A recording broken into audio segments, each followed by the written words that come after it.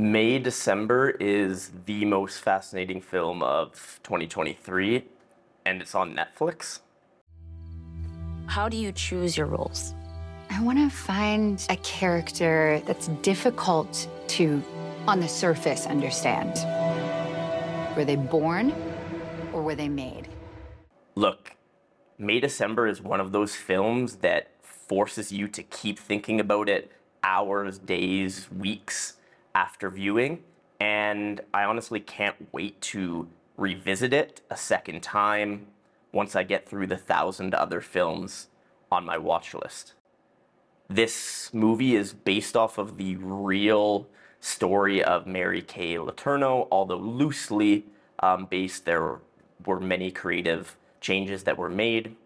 In her life story, she slept with one of her students when she was 36 years old and he was in grade 6 or 7. She ultimately went to jail, but this was after having her first child with him, and then she had a second child while in prison. They actually remained together for well over a decade, ultimately separating just 1 year before her death.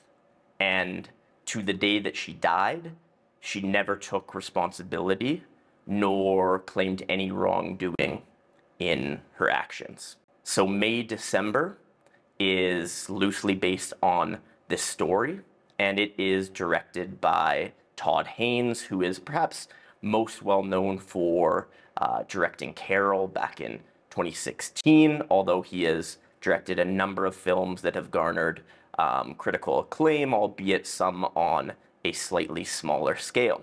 Todd Haynes was not originally attached to this script by Sammy Birch in any specific way. In fact, the script was sent to Natalie Portman, who ended up starring in this film, and she knew immediately that she could play this role of an actress, which I'll get to later, but she also knew that it had to be directed by Todd Haynes, and I'm so thankful that he agreed to it upon receiving the script and everything came together.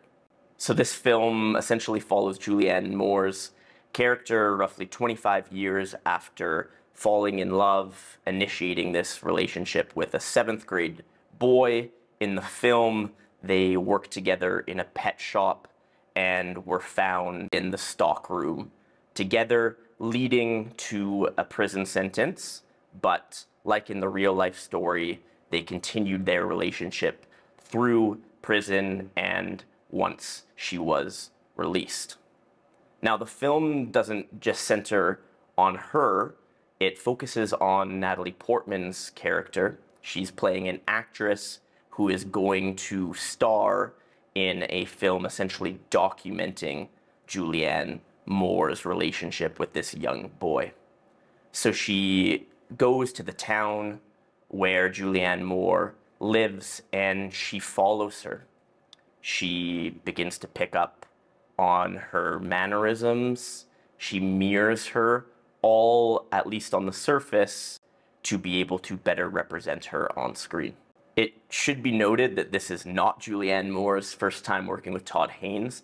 In fact, this is her 5th film with director Haynes. So the respect that he garners from these actresses should be noted. It's rare for a male director to be able to portray these women on screen with depth and nuance and not purely through the male gaze. In many ways, May December is rooted in its score. The camera movement, the speeds of the pushes and pulls are all working with the score. And most of this is through the use of piano, which when I first started hearing it in this film, I thought that it was a little bit much, maybe a little bit over the top, but eventually I came to realize that this sort of melodramatic score was very much the intention.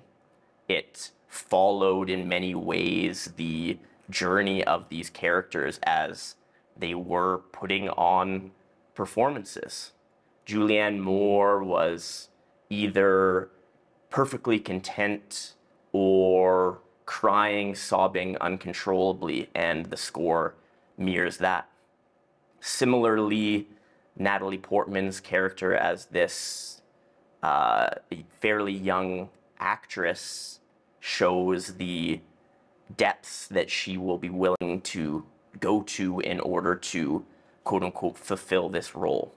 I also have to mention what was one of the most hilarious shots that I can recall from this year. Again, using this very dramatic score, we had this exaggerated push into the fridge, thinking that we're going to reveal this extremely dramatic moment, only for Julianne Moore's character to say one of the greatest lines of the year, completely subverting our expectations in that moment.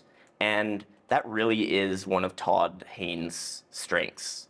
He takes these concepts that maybe on the surface seem straightforward or lacking depth, and he subverts them. In particularly, he uses the sexuality of his female actresses in such an interesting way. He, in many of his films, hones in on the sexual side of human nature, but it's never exploitative. He never uses, in this case, primarily Natalie Portman's sexuality as a cheap tool to enhance the male gaze. Instead, he hones in on this as a core part of her being, and it's fascinating. In fact, he makes a number of directorial choices here that are very interesting.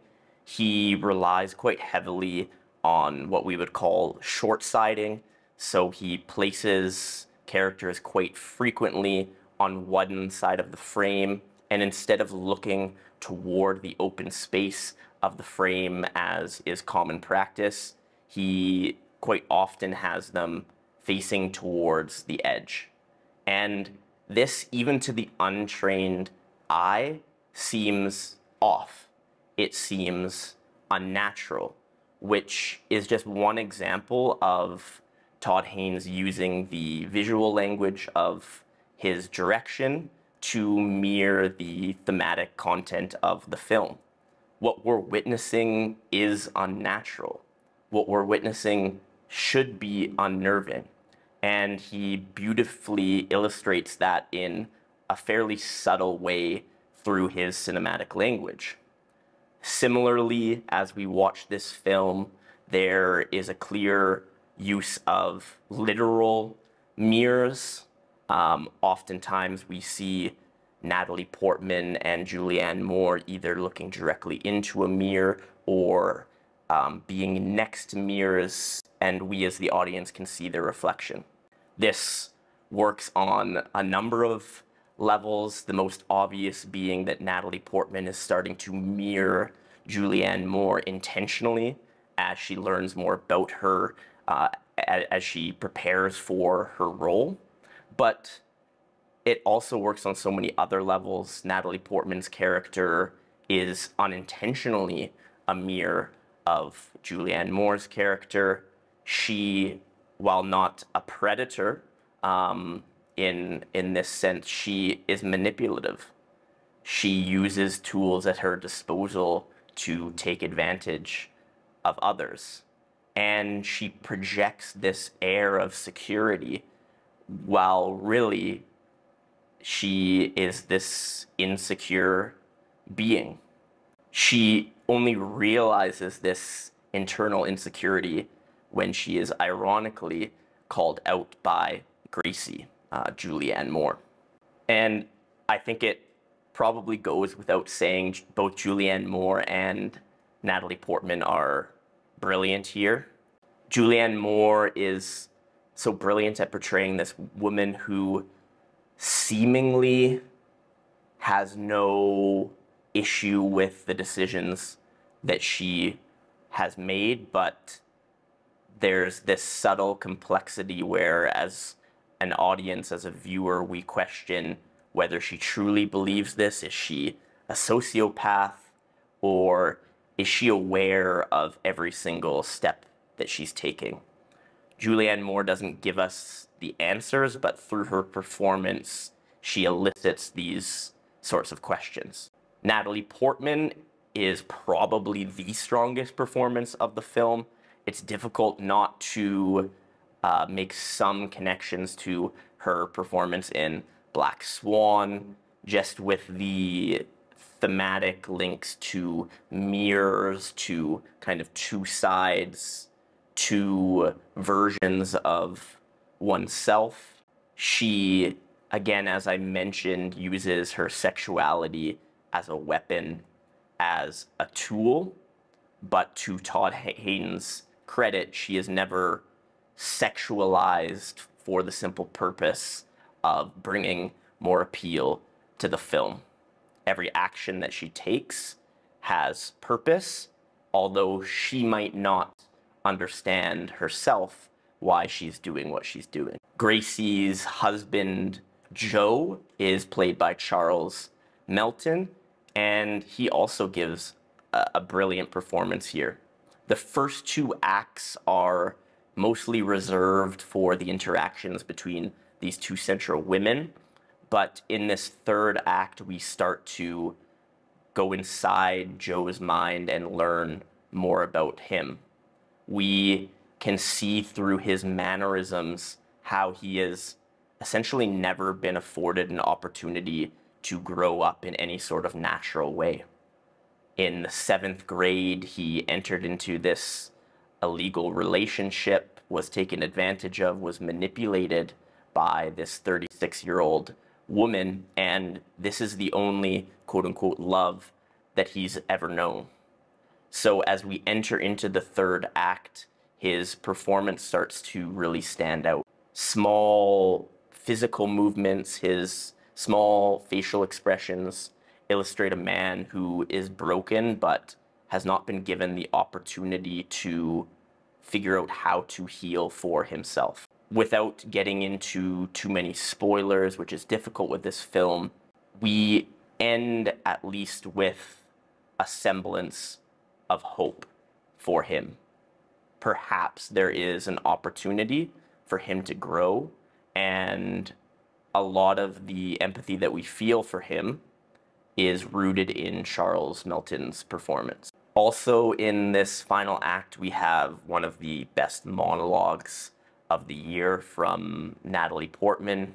She is essentially staring directly into the camera, speaking to us as a viewer, and we have no choice but to watch and to listen. And what makes this monologue so interesting is that it contains the words written by Julianne Moore's character, Gracie.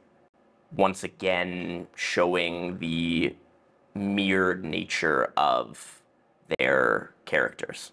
The cinematography here is simple for the most part.